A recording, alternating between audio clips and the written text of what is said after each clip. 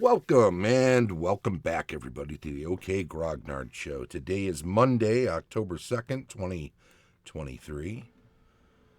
It's about quarter after 10 a.m. Central in beautiful Lake Geneva, Wisconsin. And today, we're going to take a break from the usual stuff and actually dig into some rules for a change. There was a little discussion going on this last week on AD&D First Edition class, but mostly on level limits.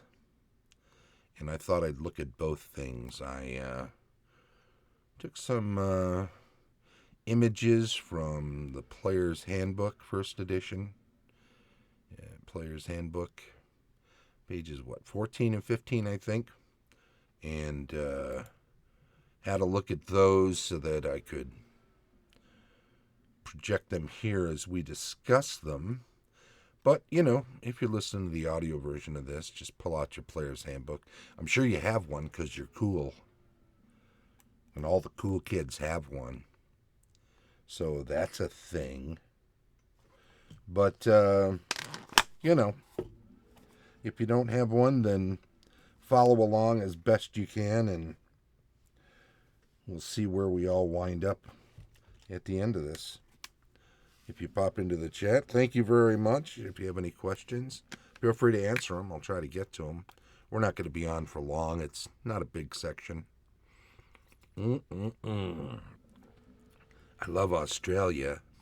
It's from my friend Heath. From the AD&D 20.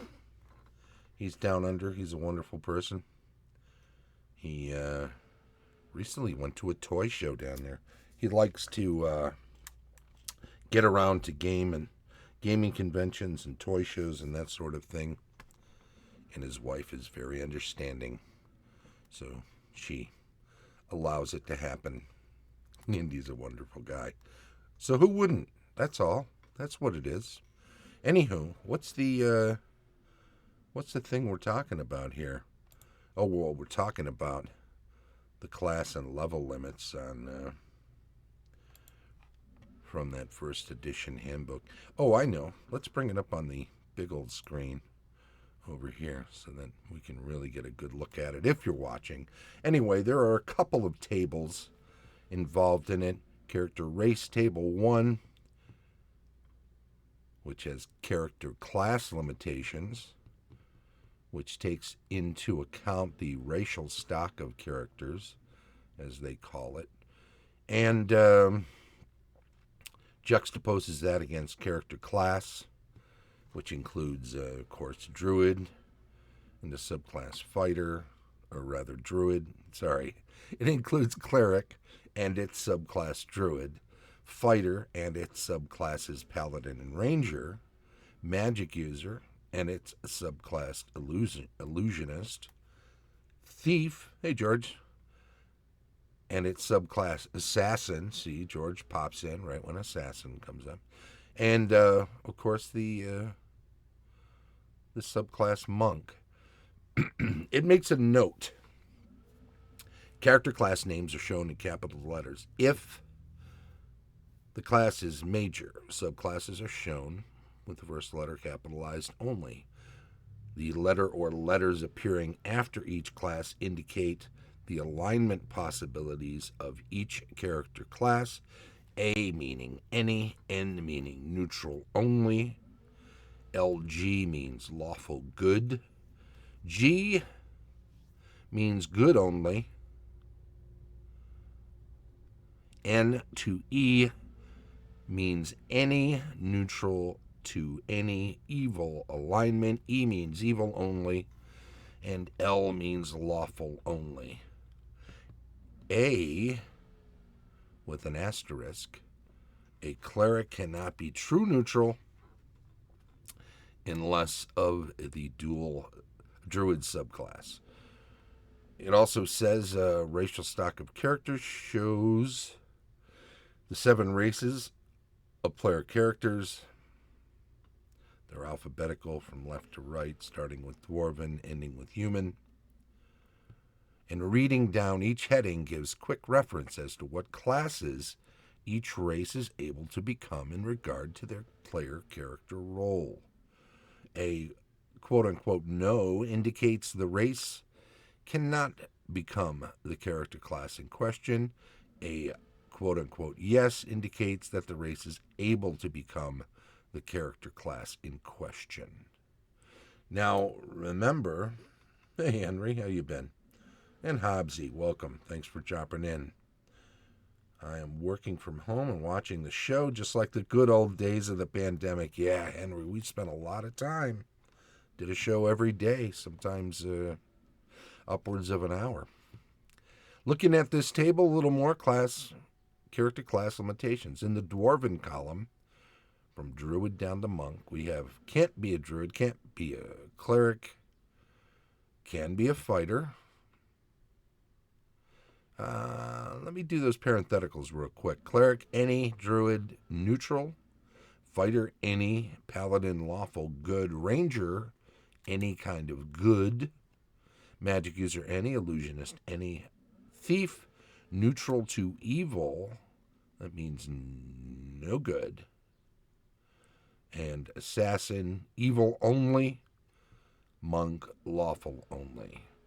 Down the list, we see Dwarven, only yes for fighter, thief, and assassin. Down the list for Elven, only yes for fighter, magic user, thief, and assassin. We're going to find everything except a halfling can be an assassin. Gnomes, yes only appears for fighter, illusionist, thief, and assassin. Half-elven only has no's for paladin, illusionist, and monk. Sorry, I take that back. Paladin, ranger. No. Sorry, I'm jumping back and forth. Half-elven only has no's for paladin,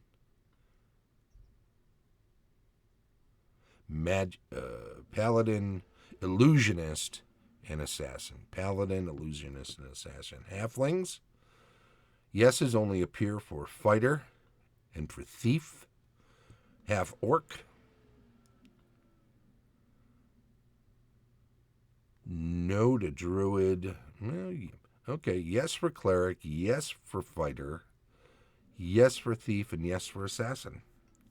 Humans, of course, are yes all the way down the board. Henry's popping in. He's saying, interesting table. I'm currently playing on 5e campaign Human Illusionist. A young person I spoke to thought my choice of race was interesting. There isn't much reason to play a human in 5e that I can see, but in 1e there were lots of reasons. Indeed, some of them popping up on this table here, on both of these tables. George says, just joined West March's 2E KOTB campaign on Fantasy Grounds. KOTB. Knights of the B? What is the B? Dwarf, fighter, cleric. I must know. That looks so familiar, but I can't off the top of my head. 8-player limit. The graveyard has one so far. Keeping the Borderlands, of course. Keep on the Borderlands. Thank you. Some reason I started reading that, and I wanted to go to dinner table at the end, so I started with Knights of the... Anyway, Keep on the Borderlands 2E campaign. Interesting. Very cool indeed, Henry. So that's that table. Interesting.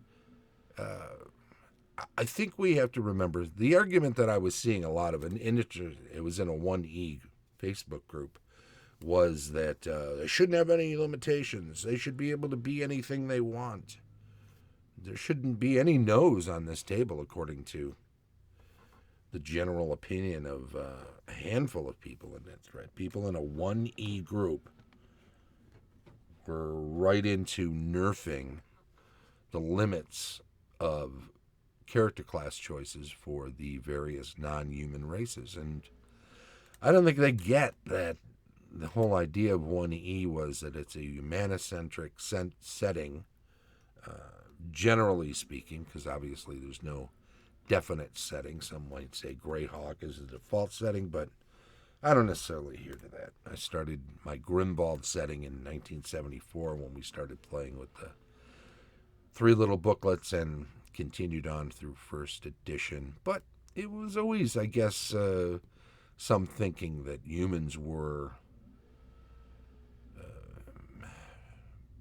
the primary race on the planet, and the different various subclasses, or rather sub-races, demi-humans, non-human races, species, were elsewhere on the planet, and since the focus was on humans, they were in the minority no matter which one you looked at. I personally didn't have half-elves or half-orcs. I didn't like the idea of the implications of what half-orcs, how half-orcs came to be, because there was a rapacious tone to the idea, and I didn't want that in my campaign, and so it was easier just to say, species, there are no mules. Species don't have the ability to breed with one another, period. They can do a lot of things, but that's not something they can do, so let's leave that off camera in any event, as you were off the stage, in the background.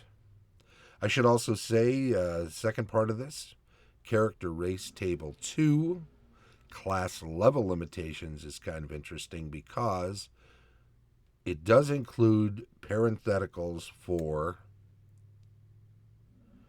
non-player character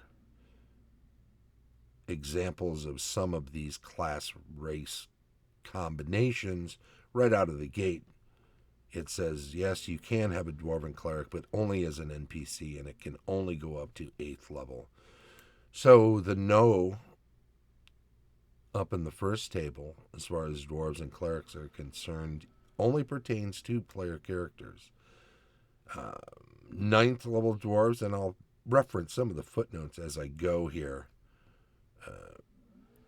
No Druids, as we said before. Fighters, Dwarves, can go up to 9th level, but Dwarven fighters with less than a 17 strength are limited to 7th. Those with 17 strength are limited to 8. And with an 18 strength, you can rise to as high as a 9th level fighter as a dwarf. Again, unlimited across the board for thieves of any race, human or otherwise, except for half-orcs. Limited to 8th level, and thieves with a dexterity of 17, limited to 6. Those with a dexterity of 17 are limited to 7th, or less than 17, 6th. And to rise to 8th level as a half-orc thief, you have to have an 18 dexterity. I think it's worth noting, most of these are level limits that are lower than the number on the table, usually down to less than 17. It's 2 below the number, and only on an 18 can you rise to this number, such as a 9th level dwarven assassin, but it doesn't limit it in this case. Elven clerics can be as high as 7th level, but only as NPCs. The 7th level elven fighter is only permitted with an 18 strength, and the 17 strength ones to 6, under 17, 5th level limit. The magic user for an elven character up to 11, but in this case, intelligence of 18 only gets you there. 17 will only get you to 10, and the 16 or below will only get you to 9. 10th level limit for assassins for elves. 8th level limit for assassins for gnomes, starting at the bottom this time. 7th as an illusionist, again an 18 intelligence is what you want. to get there. Gnome Illusionist.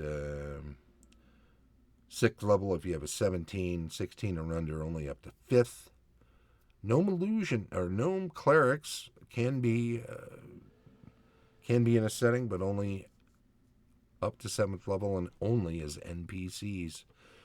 Half-Elvens have a little more range. 5th level Cleric, no limitations as far as the wisdom is concerned. Fighter up to 8th level with an 18 strength, 17 up to 7th level, 16 or under up to 6th. So too for Rangers, for Half-Elven Rangers. But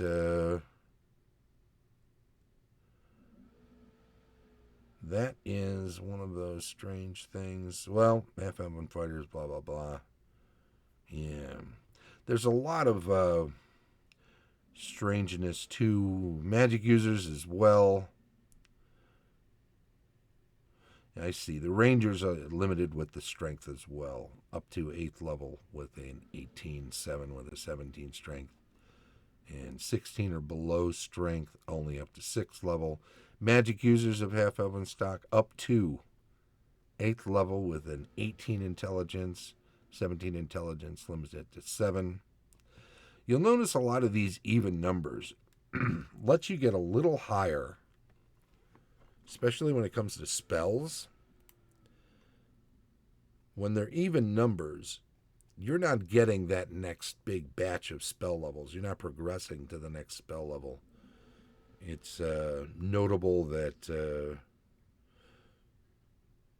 second level spells come in, generally speaking, at 3rd level. The odd levels usually get you an advance. 3rd level spells in at 5th level of experience.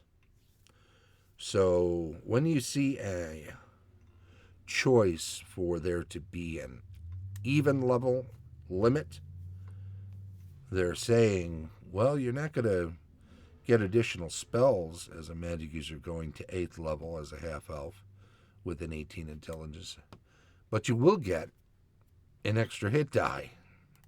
So there's that. And you will get some more lower level spells, but you're not going to get to that crucial 9th level where you get 5th level magic user spells. Assassins can get up to 11th level as a half-elven character, no limits there. Halflings can be a druid, but not a cleric, as an NPC up to 6th level. 6th level as a fighter with an 18 strength. Again, 5th level with a 17. 4th or below with a 16. Unlimited for the thief, no for the assassin, and so forth. Half orcs can be a 4th level cleric. No wisdom dictates on that. 10th level is a fighter. Strength no matter what. Thief is limited to 8th level for a half orc, and dexterity is something to do with that. 7th level with a 17, 18 gets you to 8th. 16 or below limits you to 6th level as a thief. Unlimited for assassins for the half orc. But they are meant to be evil in a lot of cases. One obviously knows that as an assassin. That's always the case. In any event, that's all of that. There was some notes regarding the character race table 2. Parentheses exist only as non-player character. We went over that. Numbers not in parentheses indicate the maximum level attainable. We went over that. Unlimited. We went over that. But that's all been explained as we looked at the table. So what do we get from all of this? What is the big deal? Well, I think the big deal here is that the rules were written in mind because there were a lot of built-in perks to being various non-human races. And good for them. That is a bonus you get right out of the gate. But picking that non-human race, the thing you choose early on, the advantage you choose early on, if you progress to higher levels in a campaign, is going to limit you. So take something up front, lose something in the back end forever. And that's supposed to keep the focus on humans in the setting. And I don't know. I like the idea. I always preferred humanocentric settings. My own settings that way. I prefer playing in them when I get the chance.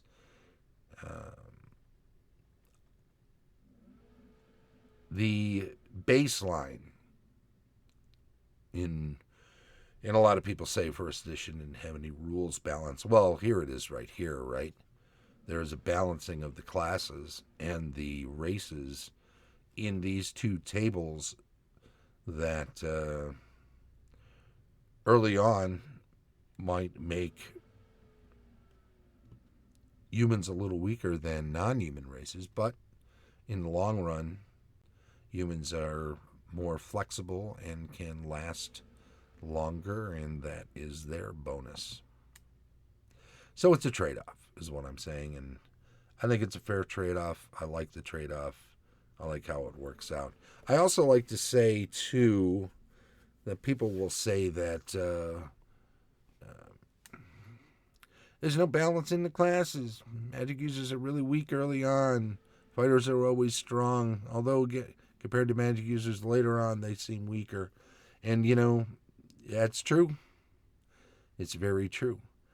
But I think the point that gets missed by a lot of people is that the balance is a bigger picture balance. It's a campaign level balance. We're talking about balance over the course of a campaign. Some are weak early, some are strong later, so on and so forth. And what you would expect to see from characters level to level to level isn't always going to be balanced back and forth at any given level. It's not that kind of balance. So 1E was written clearly with campaigns in mind, while a lot of other D&D rules were written with immediacy in mind, with the individual levels at any given time we're looking for balance. I think that's very true, not so much in second edition, although that started creeping in with some of the skills and powers and that sort of thing. But from third edition onward, it's pretty obvious that the rules promoted a balance in the short term for immediacy, for games at any given time when we play. You're expecting a lot more balance in the game. So there you go. That's all I wanted to say. I think that's where we'll leave it, and we'll say, hey, thank you very much, everybody, for popping in today. I do appreciate your company and your comments. I also want to say this has been the OK Grognard Show. We were talking about first edition AD&D Class and Level Limits on this beautiful day. The show streams live on Twitch each Monday at 10 a.m. Central or thereabouts, and is then archived on YouTube. Comment, subscribe, like, follow, all of those other things. It's much appreciated. Thanks to our Patreon supporters: Tom Tullis of Fat Dragon Games, Carlos Lysing of Castle Entertainment, Heath Farndon of the end of D&D 20, Dave O'Brien of 4 Quacks Games, and, as always, Shane Bradley, DM extraordinaire. This has been the OK Grognard Show from beautiful Lake Geneva, Wisconsin. Thank you once again, and bye-bye.